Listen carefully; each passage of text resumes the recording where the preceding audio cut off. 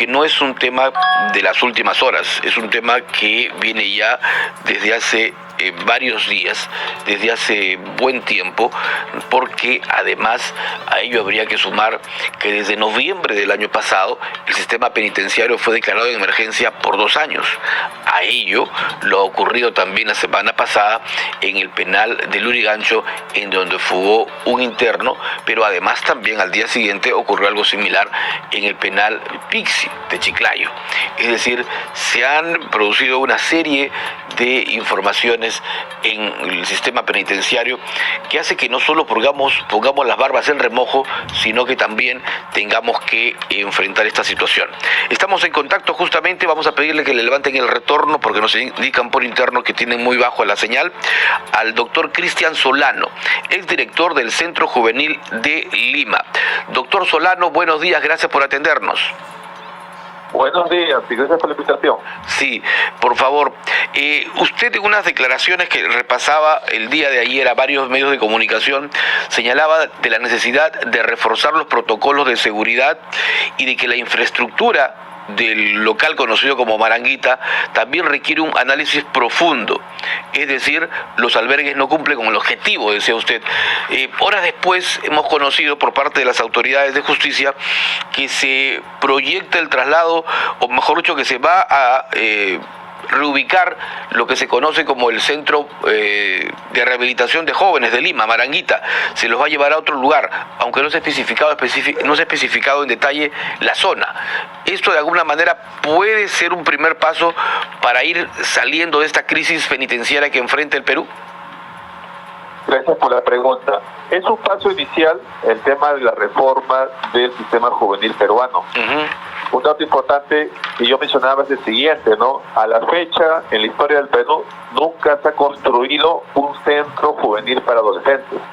Actualmente los espacios son ambientes reacondicionados o adaptados, que obviamente no tienen la infraestructura de seguridad ni de tratamiento adecuado. Entonces, en ese contexto, hay la posibilidad de iniciar un proyecto, entiendo, de un terreno, un espacio físico para construir un centro juvenil, va a ser un paso importante, que es parte, repito, de la solución de esta problemática. Ajá. ¿Y cuál debería ser el siguiente paso? No sé si esta decisión de trasladar a 29 menores o adolescentes infractores, que es el nombre correcto, hacia Ancón, ¿es una medida pertinente a su criterio? Lo que pasa es que los códigos internacionales dicen algo importante, ¿no? Que se requiere tratamiento por separado, es decir, por edades. No es adecuado juntar a menores de edad y mayores de edad. Y en el sistema peruano, ¿qué pasa? La norma un poco explica que deben estar separados, pero en la parte práctica no hay viabilidad porque no hay espacios diferenciados por edades. Por ejemplo, un chico de 14, 15 años puede tener contacto con un chico de 18, 19, 20 años, y eso obviamente es algo inviable. Ahora, ¿qué han hecho al respecto? Imagino, han quizás tomado en cuenta el tema del riesgo de jóvenes quizás con una conducta antisocial de riesgo y han sido obviamente llevados en este caso al anexo de Ancón, que es parte también del sistema de PONASET. Ahora, ¿el sistema de Ancón me decía usted que es parte también o está destinado justamente para menores infractores? Te lo explico brevemente. A ver. En el país hay 9 centros juveniles. Correcto. 9. El más mediático es el famoso Maranguita, acá en San Miguel. Correcto. Ya, pero Maranguita tiene un anexo. ¿Qué es un anexo? En convenio con el INPE, les han cedido ya hace unos años un pabellón en el penal de Ancón y Rajota, donde hay espacio para 196 personas. Entonces, en ese espacio, ¿qué pasa? Cuando un adolescente de PRONASET mayor de edad a nivel nacional tiene una conducta antisocial violenta, problemática y de difícil manejo, lo derivan a ese anexo. Correcto, pero obviamente, ¿qué pasa? El INPE te pide requisitos. Por ejemplo, solamente ingresan adultos, chicos que tienen ya más de 18 años. Ajá. Y es un poco sistemático. ¿Hasta qué edad pueden permanecer en un centro de diagnóstico y rehabilitación juvenil, doctor Solano? Claro, lo que pasa es que las sanciones se ponen a adolescentes entre los 14 años hasta antes de cumplir 18 años. Ajá. Y las sanciones privativas de libertad oscilan entre 1 año hasta 10 años. Correcto. Entonces, en el caso hipotético, un adolescente que tiene 16 o 17 años y tiene una sanción de 10 años, en teoría se quedaría hasta los 25, 26 años. Y eso obviamente es algo viable, recuerda, tomando en cuenta que pueden haber menores de edad en ese contexto. Entonces, es urgente la habilitación de espacios diferenciados por edades, que es un tema obviamente pendiente de parte del sistema comunitario peruano. Es decir, o sea, si tomamos en cuenta el ejemplo que usted nos da, tendría que continuar en un centro de redactación hasta cumplir, no sé si el término correcto es pena o sanción, y claro. Porque habían algunas propuestas que recuerdo en algún debate del Parlamento, algún debate político, se habló de que deberían complementar ya sus condenas o sus sanciones en penales de máximas, penales ya de personas adultas, pero entiendo porque lo que ellos reciben no es pena, no es condena, sino es una sanción. Entonces ahí estaban los límites también jurídicos. Claro, el término en el marco legal se llama medida socioeducativa. Ajá, correcto. Exactamente. ¿Qué es el equivalente a una sanción o una infracción? Claro, correcto. Ahora, ¿qué pasa aquí? Ha habido ya un proyecto de ley que ha sido aprobado por el Congreso, donde los casos de adolescentes que tienen 16 y 17 años, que hacen infracciones violentas, llámese sicariato, violación, homicidio, extorsión, van a ser tratados como adultos. Ajá. ¿Qué implica esto? Que van a ser juzgados en el sistema penal de adultos. En ese caso estarían cumpliendo penas ya en el INPE, es decir, en cárcel de mayores, de adultos en este caso. Claro, es este tema que establece que inclusive podrían ir hasta cadena perpetua, ¿no? Bueno, si ya están juzgados bajo marco legal peruano, habrá que ver el tipo de delito que se comete, porque en el sistema peruano, como sabes, de adultos sí hay obviamente penas muy severas.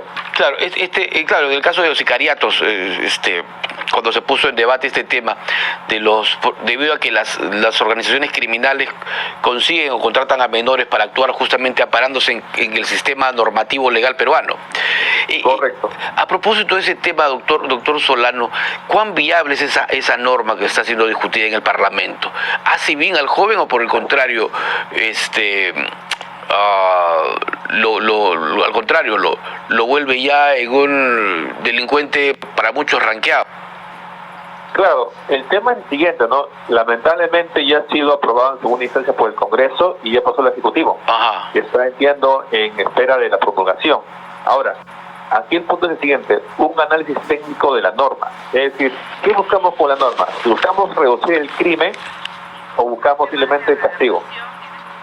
Entonces, en ese contexto se pone un poco el tema de debate, ¿no? ¿Por qué? Porque las investigaciones a nivel mundial refieren que el tema de incrementar las penas tiene una disuasión mínima o parcial. Es decir, no es el camino, diríamos, a ejecutar. Habría que hacer una reforma mucho más completa respecto a la realidad actual del sistema político peruano, como en este caso, con esta fuga lamentable, pone en evidencia la crisis del sistema. Correcto. Ahora, volviendo un poco al caso de Maranguita, ¿usted fue director en qué época, en qué año, doctor Solano? Estuve 2019, 2020 y 21. Ya, o sea, le tocó también la época difícil de la pandemia. Me tocó la pandemia, estuve premiado. Correcto. ¿Cuántos adolescentes infractores estaban en Maranguita hasta que usted salió y cuántos hay ahora? ¿Cuánto ha ido creciendo esa población? No sé el término, no es carcelar, esa población de menores retenidos, creo que es el término. Claro. Un dato importante para el público es el siguiente: la capacidad de albergue de Maranguita, ¿cuánto es? Ajá. Según informes del Ministerio, hablamos de 540, digamos, como capacidad de albergue, el cual ya obviamente hace tiempo ha sido sobrepasado. Entonces, siempre se está trabajando con una sobrepoblación o incluso hacinamiento. Entonces, en ese sentido, ¿qué pasa?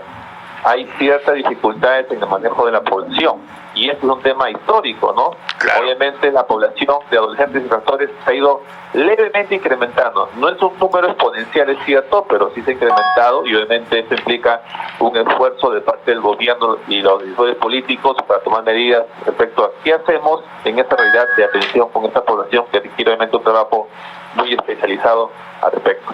Uh-huh.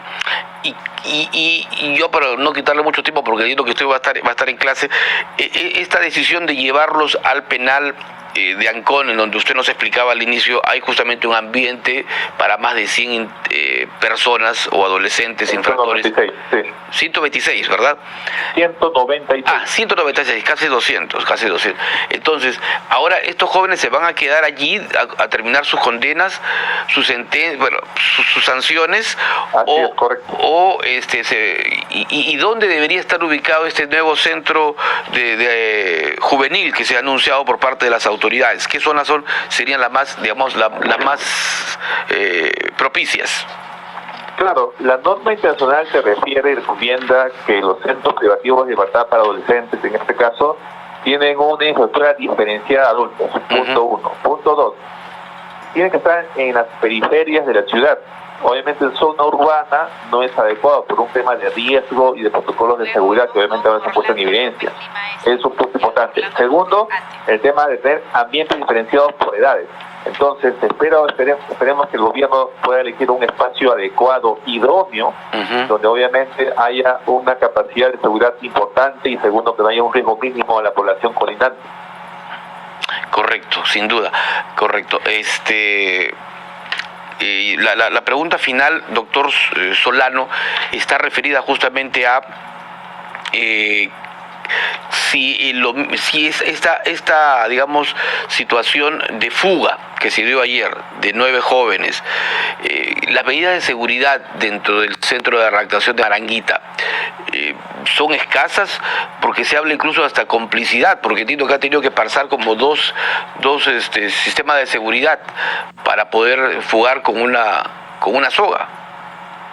Claro, déjame hacerte un análisis, digamos, técnico en el tema, porque es importante lo que escuchas en los medios. Mira, por un lado, hay que ver las condiciones del personal respecto a su función.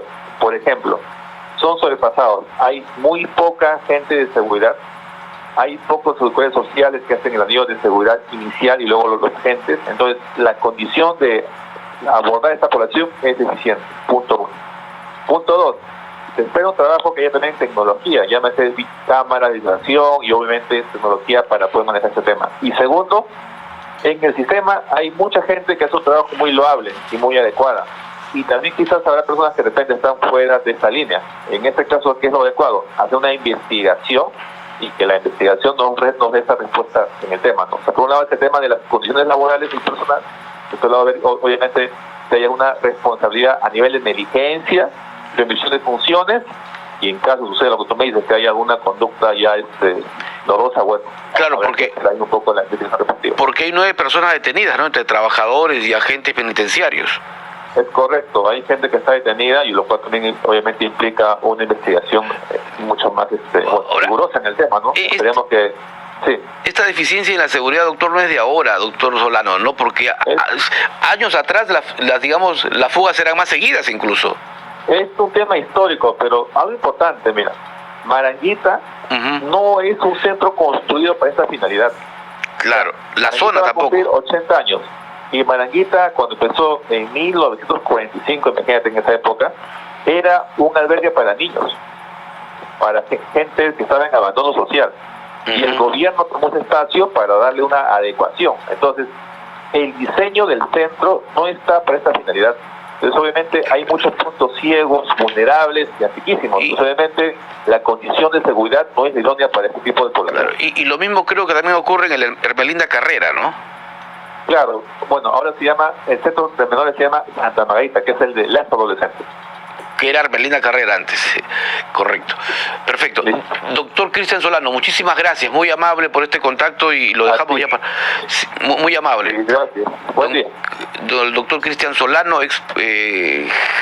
director del Centro Juvenil de Lima, conocido como Maranguita, además es magíster, docente universitario, está en clase, justamente ha hecho un alto para atendernos y le agradecemos por ello, es psicólogo forense y, como decíamos, fue director del Centro Juvenil de Diagnóstico y Rehabilitación de Lima. Bien, nos vamos con Orlando López a esta hora 8:23 hacia Lima.